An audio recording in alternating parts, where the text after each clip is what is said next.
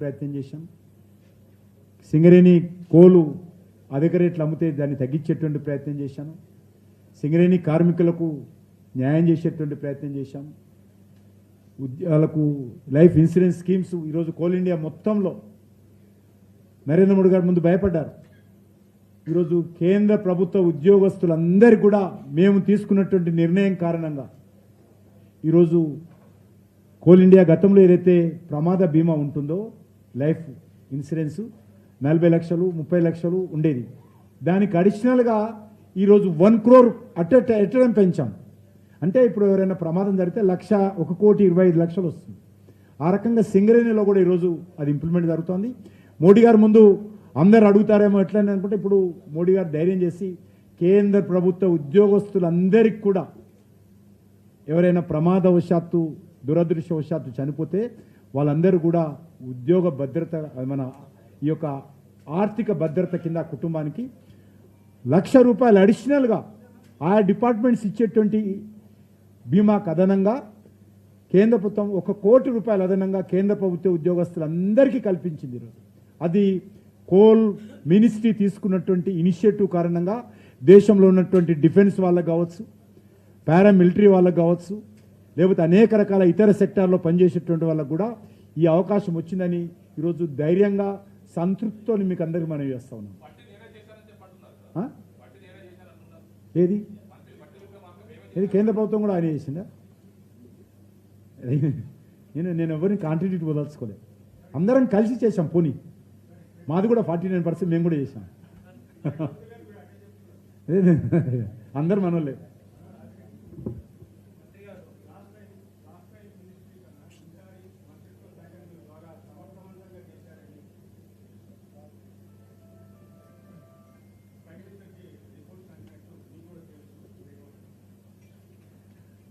మొదటిసారి ఆది రికార్డు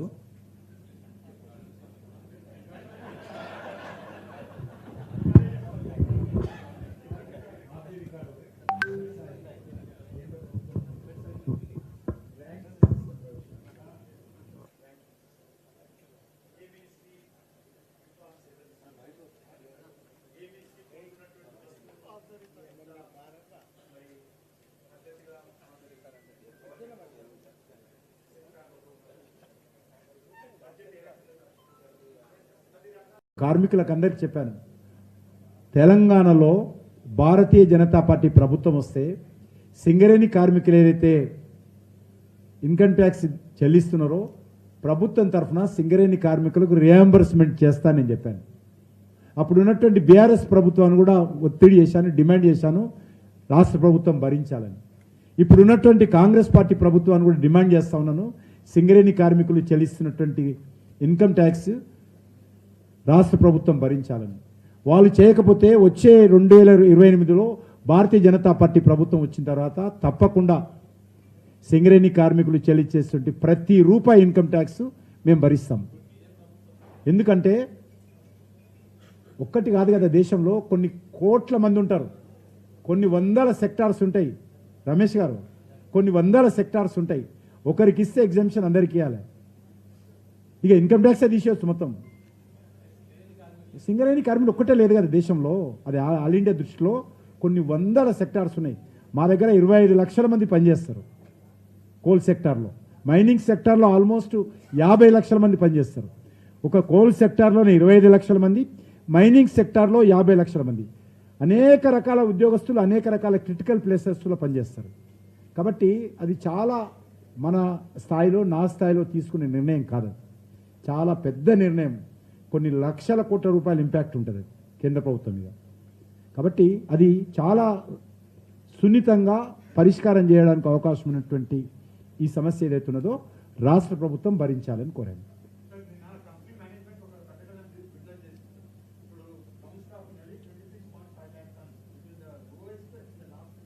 దేంట్లో సింగరేణి మీద చాలా విషయాలు ఉన్నాయి. మీరు లేదు చెప్తా నేను ఏమంటే అట్లాంటి నేను ఒక విషయం చెప్పినాక మీరు అడుగుతారు. ఒక్కరోజు ఎక్స్క్లూజివ్గా సింగరేణి విషయంలో చెప్పాలని నాకు కూడా ఉంది. అట్లా ఆ ఉద్దేశంతో అడిగాను రాహుల్ గారు.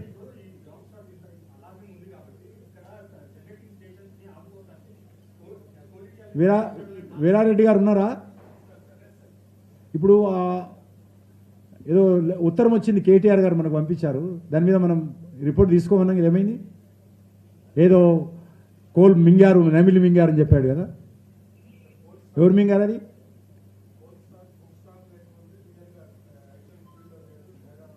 అంటే వీళ్ళు ప్రొడక్షన్ చూపించుకోవడం కోసం, అంతేనా? ప్రొడక్షన్ చూపించుకోవడం కోసము ఓవర్గా ప్రొజెక్ట్ చేసుకున్నారు. అదొకటి. నమిలి ఒకటి చెప్తున్నాను, నమిలి మింగింది చెప్పారు కదా. కోల్ బొగ్గును ఎవరు నమిలి మింగారని నాకు ఉత్తరం రాశారు. కేంద్ర ప్రభుత్వం మింగిందా, ఇందులో కూడా కేంద్ర కిషన్ రెడ్డి పాత్ర ఉందా బొగ్గులో అని చెప్పి ప్రశ్నించారు ఆయన. Great leader. వాళ్ళు ఉన్నప్పుడు ఏది చెప్పలేదు మాకు, వీళ్ళు ఉన్నప్పుడు కూడా ఏది చెప్పరు మాకు. వాళ్ళు ఉన్నప్పుడు వేలు పెట్టనీ లేదు, వీళ్ళు ఉన్నప్పుడు వేలు పెట్టనీ లేదు. 49% ఉన్నా కూడా చెప్పది వారు చెప్తున్నది. అడిగాను ప్రశ్న ఒకసారి. మా ఎక్స్పర్ట్ ఢిల్లీకి వెళ్ళి పిలిపించాను. ఇది తప్పకుండా నేను ఇప్పటికే ఒక కమిటీ వేసాను, నేను వేసి రిపోర్ట్ కూడా ఇచ్చాను, మీకు కూడా రిలీజ్ చేస్తాను. అది అందులో కొన్ని క్రిటికల్ ఇష్యూస్ ఉన్నాయి కాబట్టి చేయదలుచు, ఉద్యోగస్తుల విషయాలు ఉన్నాయి కాబట్టి కొద్దిగా చెప్పలేం బయటికి. ఉద్యోగస్తుల విషయాలు ఏంటంటే మేజర్గా ఈ యొక్క మనం వేసింది కోల్ కాస్ట్ కంట్రోల్ ఎట్లా చేయాలనే సలహా ఇచ్చాం మేము. నా అంతలో నేనే వేసి, నేనే ప్రొయాక్టివ్గా వచ్చి మా ఆఫీసర్స్ అందరినీ కోల్ ఇండియాకు పంపించి, మన సింగరేణికి పంపించి అన్ని తిరిగి ఫైల్స్ ఆడిట్ అంతా చేసుకొంత ఎక్కట్లా ఖర్చు తగ్గించుకోవాలి.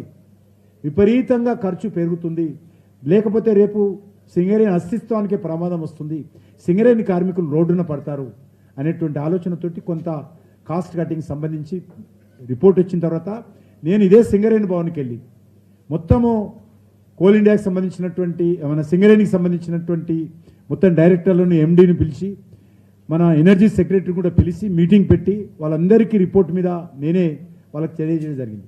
కొంత వాళ్ళు కొన్ని ఇనిషియేటివ్ తీసుకున్నారు. నా రిపోర్ట్ కారణంగా, నేను తీసుకున్న మీటింగ్ కారణంగా కొంత తగ్గించారు. ఇంకా చేయాల్సిన అంశం ఉంది.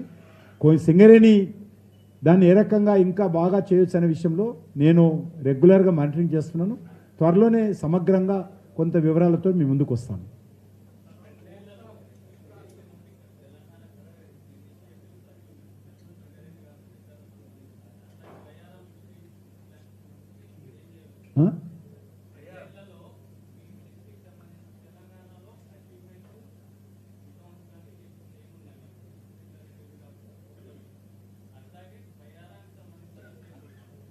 ఇప్పటికీ మళ్ళీ అదే ప్రశ్న అడిగితే ఎన్నిసార్లు చెప్పినాక అదే అడిగితే మీరు అదే రేపు అదే చేస్తారు. దాని మీదనే మళ్ళీ టీఆర్ఎస్ మళ్ళీ స్టేట్మెంట్ ఇస్తాడు, కాంగ్రెస్ వాడు స్టేట్మెంట్ ఇస్తాడు.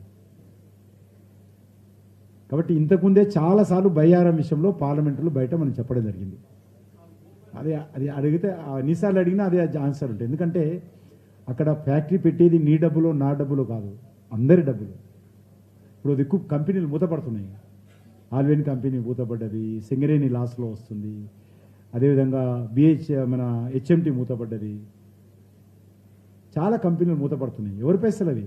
ఐడిపిఎల్ కంపెనీ మూతపడ్డది, పరాగా టూల్స్ మూతపడ్డది. ఇవన్నీ మీ పైసలే, ప్రజల పైసలే, నరేంద్ర మోడీ గారి పైసలు కావు.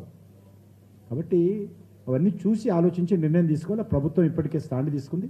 ఏంటంటే మళ్ళీ రిపీట్ చేస్తే రేపు మళ్ళీ స్టేట్మెంట్ ఇస్తారు. అదే చెప్పినారు కదా, మళ్ళీ అదే అడిగితే ఎట్లా మీరు నా నోటి నుంచి చెప్పించాలనుకుంటున్నారు. అది ఆలోచించి చెప్తాం. దాని మీద మళ్ళీ ఒకసారి డీటెయిల్గా అనుకొని చెప్తాను. ఎన్నిసార్లు చెప్పినది నేనే చెప్పిన. ఇప్పటిదాకా చాలాసేపు చెప్పిన, 10 నిమిషాలు చెప్పిన.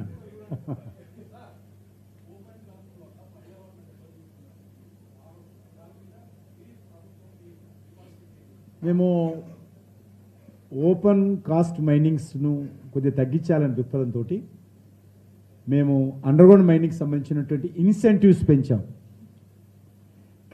ఫారెస్ట్ క్లియరెన్స్ కానీ, ఎన్వైర్న్మెంట్ క్లియరెన్స్ కానీ, ఇతరత్ర అనేక రకాలుగా ఇన్సెంటివ్స్ పెంచి అండర్గ్రౌండ్ మైనింగ్ పెంచాలనేటువంటి దానికి ప్రాధాన్యత ఇస్తూ ఉన్నాం. కానీ ఈరోజు మనకు చాలా కోల్ డిమాండ్ ఉంది కాబట్టి చాలా వేగవంతంగా కోల్ అవసరము. ఎందుకంటే విద్యుత్ ఉత్పత్తి కానీ, స్టీల్ ఉత్పత్తి కానీ, సిమెంట్ ఉత్పత్తి కానీ చాలా డిమాండ్ పెరుగుతున్నది. కాబట్టి కోలు లేకుండా అదేం చేయలేం. కాబట్టి కొంత ఓపెన్ కాస్ట్లో తొందరగా ప్రొడక్షన్ పెంచేటువంటి ప్రక్రియలో గతంలోనే కాంగ్రెస్ పార్టీ అధికారం ఉన్నప్పుడే నిర్ణయం తీసుకున్నారు.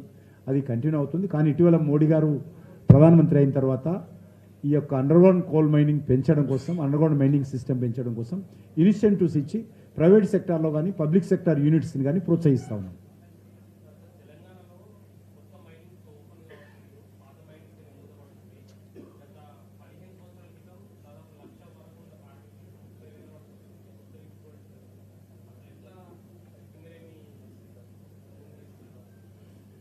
అందుకే నేను వచ్చిన తర్వాత Naini coal block Orissa government తోటి మాట్లాడి క్లియరేజ్ చేసి ఇచ్చాను.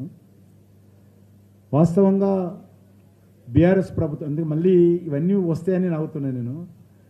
బీఆర్ఎస్ ప్రభుత్వము చేసినటువంటి తప్పుడు నిర్ణయం కారణంగా కొంత కోల్ బ్లాక్స్ తీసుకోలేదు. వీళ్ళు ఒకటి ఒరిస్సాలో తీసుకున్నారు, 2 ఇక్కడ యాక్షన్కి వస్తే ప్రైవేట్ వాళ్ళకి ఇచ్చారు, 2-3 బ్లాకులు ప్రైవేట్ వాళ్ళకి ఇచ్చారు ఇక్కడ మన తెలంగాణలో, కానీ సింగరేణికి ఇవ్వలేదు.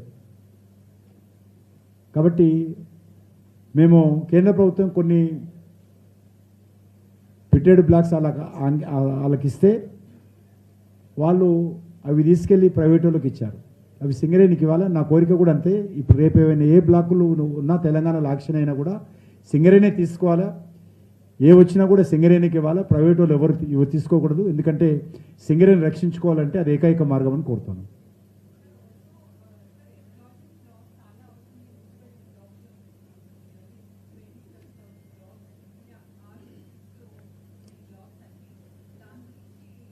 ఇప్పుడు ఎంతైతే పిఎస్యులో ఉద్యోగాలు తగ్గుతున్నాయో అదే స్థాయిలో ప్రైవేటు కోల్ మైన్స్ కానీ ప్రైవేట్ మైనింగ్ సెక్టార్లో కానీ ఉద్యోగాలు పెరుగుతూ ఉన్నాయి.